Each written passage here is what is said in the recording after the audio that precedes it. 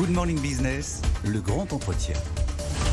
8h19 sur BFM Business et RMC Découverte et nous recevons le ministre délégué en charge du logement, Patrice Vergriete. Bonjour. Bonjour. Alors il y a énormément de sujets qu'on a envie d'aborder avec vous ce matin vu la crise du logement que nous traversons, mais le premier c'est le PTZ, ce nouveau PTZ qui a été annoncé, alors qui a donné beaucoup d'espoir, espoirs qui sont très vite retombés. Je pense notamment à la Fédération du bâtiment qui montre qu'en fait 90% des gens ne vont pas pouvoir en bénéficier. Est-ce que vraiment ce nouveau PTZ c'était une vraie solution ?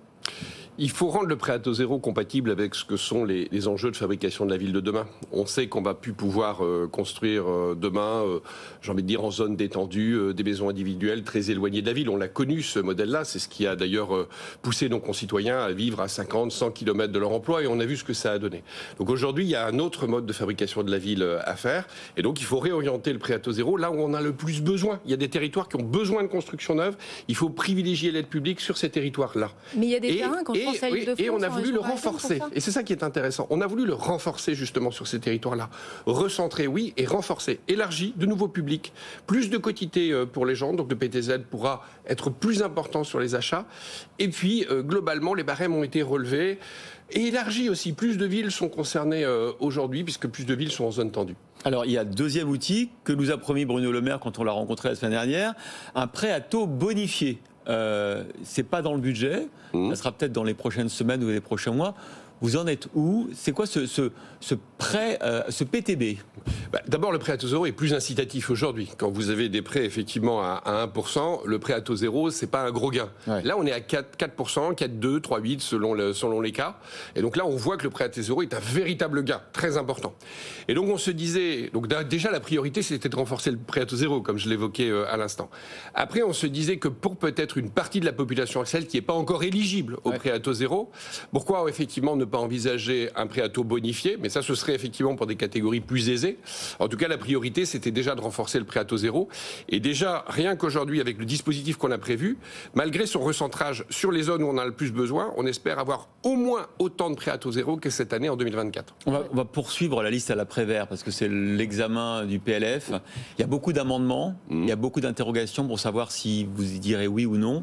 On avait parlé à un moment donné d'alléger la fiscalité sur les terrains à bâtir, pour que les gens qui ont des terrains à bâtir les vendent et ne les gardent pas en attendant les 26 ans d'exemption de plus-value. Est-ce que vous allez alléger cette Oui, tout à fait. C'était une de mes propositions à Thomas Cazenave, d'effectivement essayer de faire une sorte de choc d'offres foncières et essayer d'abord, plutôt que de réfléchir, ce qui aurait pris beaucoup de temps, à la fiscalité, j'ai envie de dire, des plus-values de cession foncière, provoquer un choc ponctuel avec un abattement assez fort sur les plus-values de cession foncière. Donc oui, c'est intégré dans le projet de loi finance. Il y a plusieurs mesures, en l'occurrence, qui permettent ça, à la fois en direction des particuliers, mais aussi des entreprises. Donc oui, nous allons intégrer des mesures d'abattement sur les plus-values de cession foncière. Alors il y a le nerf de la guerre, c'est quand même le crédit. Aujourd'hui, les conditions de crédit, elles sont extrêmement resserrées. Les gens n'y accèdent plus. Où vous en êtes des négociations avec le gouverneur de la Banque de France, justement pour assouplir ces conditions d'octroi des crédits, parce qu'on a l'impression que d'un côté, vous êtes avec Bruno Le Maire en train de dire il faut assouplir, et puis de l'autre côté, on a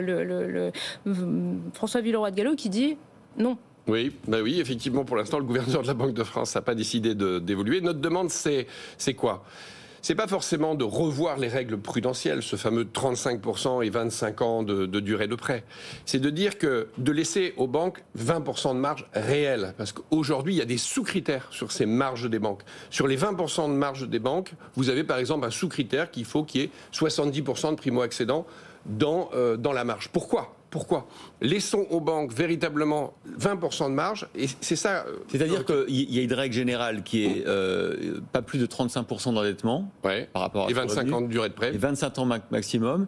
Vous dites on pourrait déroger à ces règles pour 20%. Voilà, mais c'est le cas aujourd'hui. Les banques ont le droit à 20% de marge, sans sous-critères. C'est-à-dire, derrière, dans cette marge, on remet des critères. Mais pourquoi ? Laissons aux banques leur travail. Et puis après, il y a un message aussi aux banques. tout n'est pas de la responsabilité du gouverneur. Certaines banques sont aujourd'hui frileuses sur le crédit immobilier et je le regrette. Et je le dis aussi aux banques. Les banques pourraient effectivement vraiment utiliser davantage ces marges-là aujourd'hui. Il y a des gens solvables aujourd'hui qui ne peuvent pas accéder au crédit immobilier et on peut le regretter. Alors ce matin, je suis monsieur amendement.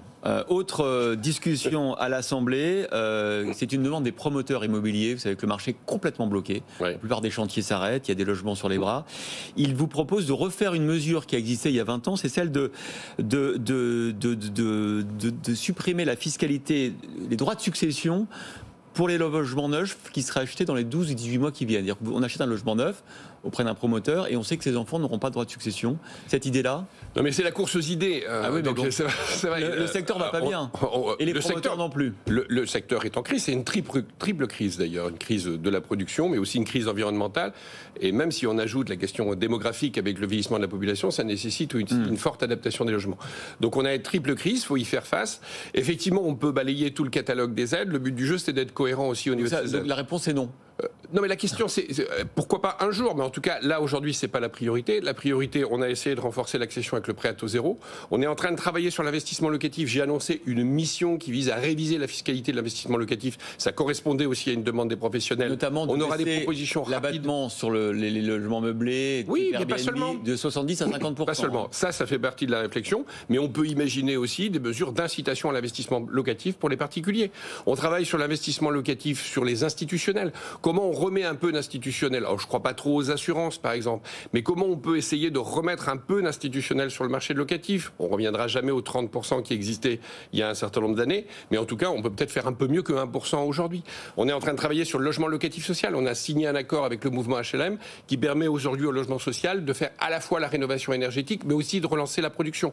Tout ce travail, il est en cours. On essaie de travailler sur tous les segments, mais on essaie d'avoir un certain nombre de mesures cohérentes et ce n'est pas fini, puisque la semaine passée, j'annonçais encore des mesures plus ciblées sur les territoires qui en ont plus besoin. Mais sur les promoteurs, vous dites comme Emmanuel Macron, ils se sont enrichis pendant des décennies, maintenant on les laisse tomber.